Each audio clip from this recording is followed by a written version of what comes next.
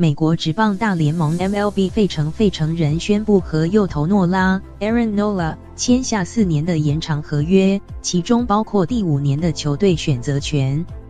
即便时限未到，但根据体育频道 ESPN 和新闻网站员 The Athletic 报道，诺拉获得价值4500万美元，约新台币13亿8772万元的合约。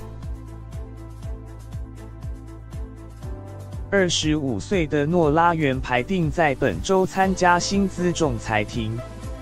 诺拉2018年球季33次先发，共投212.1局，有17胜6败，防御率2.37和224次3振的成绩，不但入选明星赛，在国联赛扬奖票选上还排在第3。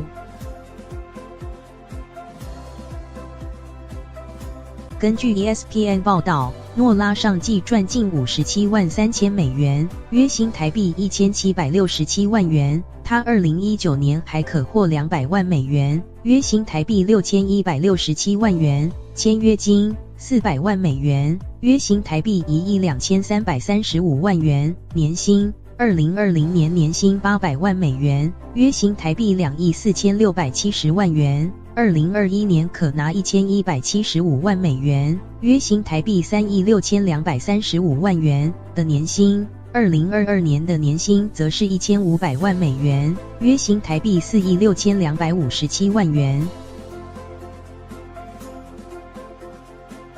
这份合约包含2023年的球队选择权，球队可选择以1600万美元，约新台币4亿9341万元留下诺拉，或以425万美元，约新台币1亿3016万元买断合约。过去4年在费城人，诺拉共投569局，有41胜28败，防御率3.35的成绩，并共送出597次3振。